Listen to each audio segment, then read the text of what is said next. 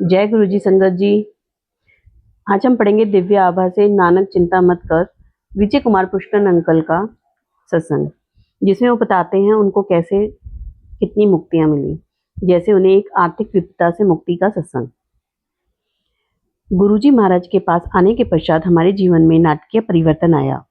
पहले मुझे जीवन में सब पहलुओं की चिंता लगी रहती थी। यह प्रवृत्ति अब समाप्त हो चुकी है।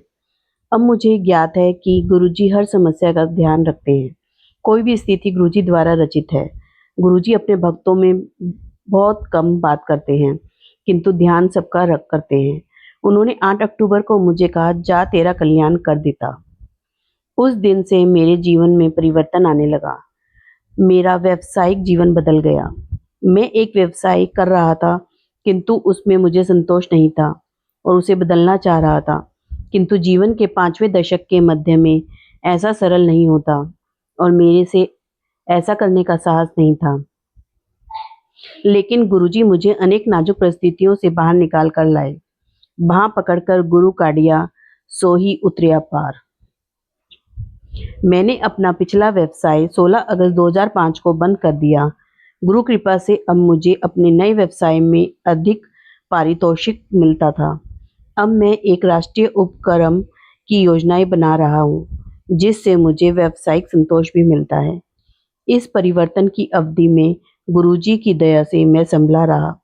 एक शब्द के शब्द हैं, नानक चिंता मत कर, चिंता तिसकी है, जल में जन्नत उपाए, तिनवी रोजी दे। इस समय मेरा मकान भी बन रहा था। जब भी किश्त देने का समय आता तो मेरे सामने आर्थिक कठिनाइयां आती थी। मैंने गुरुजी को कुछ नहीं बताया, लेकिन उनको पता था। अब जब भी धन की आवश्यकता होती थी वह आ जाता था। जिन्होंने मेरी सहायता करी उन्होंने उसकी वापसी के लिए कभी शीघ्रता नहीं करी। 1 वर्ष के उपरांत 16 मई 2006 को मुझे अपने घर की चाबियां मिल गईं। 19 मई को मैंने उन्हें गुरुजी के चरण कमलों में रख दिया। आर्थिक संकट की अवधि में उन्होंने ही मेरी सहायता करी थी। मेरे लिए गुरुजी ईश्वर हैं। प्रतिदिन मैंने एक मंदिर में जाया करता था। मैं अनेक देवी देवताओं की पूजा करता था। अब मुझे गुरुजी से प्रत्येक देवी देवता दिख जाते थे। एक को नाम दियो मन मेरे। मुझे अब मात्र एक मंत्र आता है, ओम नमः शिवाय, गुरुजी सदा सहाय। मैंने अपने सम्मुख ईश्वर को देखा है। मुझे अब कहीं अन्यत्र जाने की आवश्यकता नहीं है। मेरी खोज गुरुजी के चरण कमलों में आकर समाप्त है। अब विजय अंकल सुनाते हैं कि उन्होंने गुरुजी से अरदास करी और उन्होंने सुरक्षाकर्मी को जीवन दान दिया। फरवरी 2005 में एक दिन मैं अपने कार्यालय जा रहा था कि मैंने एक 20 वर्षीय सुरक्षाकर्मी को सड़क पर पड़े हुए देखा। कुछ लोग उसे घेर कर खड़े हुए देख रहे थे। मैंने उसका मुंह खोला तो वह सांस ले रहा था, किंतु उसके साथ उसके मुख से रक्त और झाग निकल रहे थे। उसकी यह अवस्था देखकर स्पष्ट था कि उसके जीवन का कुछ ही समय शेष है। मैंने अपनी आंख बंद कर गुरुजी से उसे बचाने के लिए प्रार्थना करी। आंखें खोलने पर मैं चकित रह गया।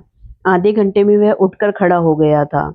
मैंने गुरुजी को धन्यवाद किया और उससे उसका नाम और पता पूछा। उसके सही उत्तर से प्रतीत हुआ कि वह ठीक था। मैं अपने कार्यालय आ गया। मुझे आभास हो गया कि गुरुजी सदा हमारे साथ हैं।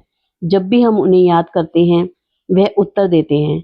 जब मुझे गुरुजी के मंदिर में आते रहने से पूर्ण शांति मिल गई थी, मैंने सद्गुरु को अपने परिवार के सब सदस्यों को अपने कमल चरणों में स्थान देने का अनुरोध किया। गुरु कृपा से मेरे माता पिता, मेरे दोनों भाई और उनके परिवार, उनकी सास, उनकी पत्नी के भाई और उनका परिवार, सबको उनकी शरण मिली है और उनको भी अनेक अनुभव हुए। गुरुजी ने हर एक को शांति, स्वास्थ्य और समृद्धि प्रदान की है। सबकी प्रवृत्ति में परिवर्तन हुआ। अब परिवार में अत्यंत प्रेम और सुख शांति है। संगत जी, अब विजय अंकल बताते हैं कि उनके छोटे भाई को कैसे शिव नृत्य का सत्संग है उनका। मेरा छोटा भाई रमेश अपने परिवार के साथ मई 2005 में गुरुजी के दर्शन के लिए आया। लुधियाना लौटने के पश्चात उसकी पत्नी सोनल गंभीर रूप से बीमार हो गई। 4-5 दिन से उसका तापमान 104 डिग्री रहा था और उसे मियादी ज्वर हो गया था। 5वें दिन सपन में गुरुजी ने उसके स्वप्न में आए और विशु उसके पुत्र के बारे में प्रश्न करके बोले कि वह उसे आशीर्वाद देने आए हैं। सोनल ने उत्तर दिया कि वह बाहर गया हुआ है, किंतु वह स्वयं बहुत रुग्ण है और मरना नहीं चाहती। गुरुजी ने उसे चिंता करने के लिए मना किया और अपना हाथ आशीर्वाद के लिए उठाया। उनके हाथ से कुछ किरणें निकलकर सोनल के शरीर में प्रवेश कर गई। उस रात उसे बहुत पसीना आया, ज्वर घटने के निश्चित चिन्ह।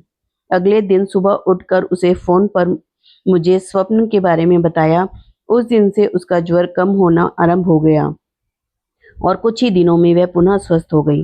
एक ही दर्शन से गुरुजी ने उस पर अपनी दया वृष्टि कर दी। वह सब दर्शनार्थियों को देखते और परखते हैं और उनका ध्यान रखते हैं। गुरुजी महाराज की जय हो। नवंबर 2005 में एक दिन रमेश रामायण का पाठ करते हुए उस अंश पर पहुंचा जहां पर गुरु महिमा का वर्णन आता है। उसने गुरुजी के बारे में सोचा और एकदम अपने विचारों में उनके पास एम्पायर स्टेट पहुंच गया। उसने गुरुजी को अपने कक्ष से बाहर निकलते हुए देखा। उसने गुरुजी को आलिंगन से में लिया तो वह 2 आकृतियों में विभाजित हो गए। एक अपने आसन पर जाकर बैठ गई और दूसरी आकृति शिव रूप धारण कर 15 मिनट तक रमेश के साथ नृत्य करती रही। नृत्य करते हुए उसने गुरुजी से प्रश्न किया कि क्या अन्य लोग उन्हें देख सकते हैं, तो उन्होंने नकारात्मक उत्तर दिया और बोले कि उसे केवल आनंदित होना चाहिए। नृत्य के उपरांत शिव गुरुजी के पास शरीर में प्रवेश कर गए। इसी अवस्था में रमेश ने लंगर ग्रहण किया और वापस अपने घर आ गया। कुछ दिन बाद जब रमेश गुरुजी के दर्शन के लिए दिल्ली आया तो उसने यह अनुभव मुझे बताया। गुरुजी ने रमेश को अपने घर बनाने के लिए आशीष दिया। यद्यपि रमेश अत्यंत परिश्रमी था, पिछले 10 वर्षों में वह अपना घर भी नहीं बना पाया था। 29 मई 2006 को वह अपने घर में प्रवेश कर सका। उसकी बेटी देवयानी अत्यंत बुद्धिमती थी। पश्चिमी होते हुए भी वह सदा अपनी कक्षा में अद्वितीय स्थान पर आती थी। कुछ ही अंकों से प्रथम स्थान पाने में असफल रह जाती थी। गुरुजी के दर्शन के बाद देवयानी वर्ष 2006 में न केवल अपने अनुभाग में अपितु पूरी 6ठी कक्षा के छात्रों अनुभागों में प्रथम आई। गुरुजी की कृपा इस प्रकार भक्तों पर प्रवाहित होती है। उसका भाई विशु भी इसी प्रकार के अंक लेकर 8वीं कक्षा में उत्तीर्ण हुआ, यद्यपि उसकी ऐसा करने की आशा नहीं थी। संगत जी, अब विजय अंकल बताते हैं गुरुजी शिव दुर्गा हैं। मेरे बड़े भ्राता शिव कुमार पुष्कर ने अक्टूबर 2004 में मातृ औपचारिकताओं के कारण मेरे घर में आयोजित गुरुजी के सत्संग में भाग लिया। अतः वह वर्ष 2004 के मध्य में गुरुजी की शरण में पहुंच पाए। उन्होंने वहां पर एक अद्भुत शांति मिली। उसके बाद उनका स्वभाव अत्यंत शांत और सौम्य हो गया। एक दिन मेरी भाभी अपनी प्रतिदिन की दिनचर्या के अंतर्गत दुर्गा स्तुति नहीं कर पाई थी। वह व्यथित थी। अचानक गुरुजी उनके सामने प्रकट हुए और उन्होंने कहा कि उन्हें इन बातों को लेकर चिंतित नहीं होना चाहिए। वह बोले कि वह सर्वत्र है और वह केवल उनको याद कर ले तो पर्याप्त होगा। फिर भाभी जी को दिखाने के लिए कि वह दुर्गा भी हैं, उस रूप में परिवर्तित होकर उनको गले लगाया और अंतर ध्यान हो गए। भाभी जी को घुटने में शूल रहता था। चिकित्सकों ने अनेक परीक्षण और औषधियों का दीर्घकालीन उपचार बताया था। शिवरात्रि 2006 को वह बड़े मंदिर गईं और गुरु कृपा से उनकी वह वेदना उसी दिन से समाप्त हो गई। 15 मई 2006 को हम शिव मंदिर गए। हाल में शिव की प्रतिमा और गुरुजी का आसन है। मेरे बड़े भाई ने पहले शिव प्रतिमा को और फिर गुरुजी के आसन को नतमस्तक किया, आदर किया। उन्होंने देखा कि संगत पहले गुरुजी को और फिर शिव प्रतिमा को आदर दे रही है। वे सोचने लगे कि क्या उचित है। हम मंदिर में कोई 1.5 घंटा बैठे रहे और सत्संग का आनंद लेते रहे। जाते हुए मेरे बड़े भाई ने जब शिव प्रतिमा के सामने नतमस्तक होकर अपना सिर उठाया तो उन्होंने शिव के स्थान पर गुरुजी का मुख देखा। उन्हें अपना उत्तर मिला गया था। इससे कोई अंतर नहीं पड़ता कि पहले गुरुजी या शिव को प्रणाम करें, वह तो एक ही हैं। इस प्रसंग से पूर्व श्रीमती सब्बरवाल संगत को बताती थी कि उन्होंने गुरुजी को शिव रूप में देखा है, परंतु मेरे मन में संशय बना हुआ था। मेरे भाई के इस अनुभव के पश्चात वह दूर हो गया। शिव की शरण में यहाँ पर गुरुजी के रूप में उपस्थित हैं। मैं अपने आप को अत्यंत भाग्यशाली मानता हूँ। संगत जी, विजय अंकल बताते हैं कि गुरुजी ने उनके परिवार को नहीं, उनके मित्रों को भी उद्धार किया है। मेरे मित्रों को भी आशीष दिया। मैंने अपने अनुभव अपने मित्रों को बताए तो उनमें से अनेक गुरुजी के पास आए और उनका आशीर्वाद प्राप्त किया।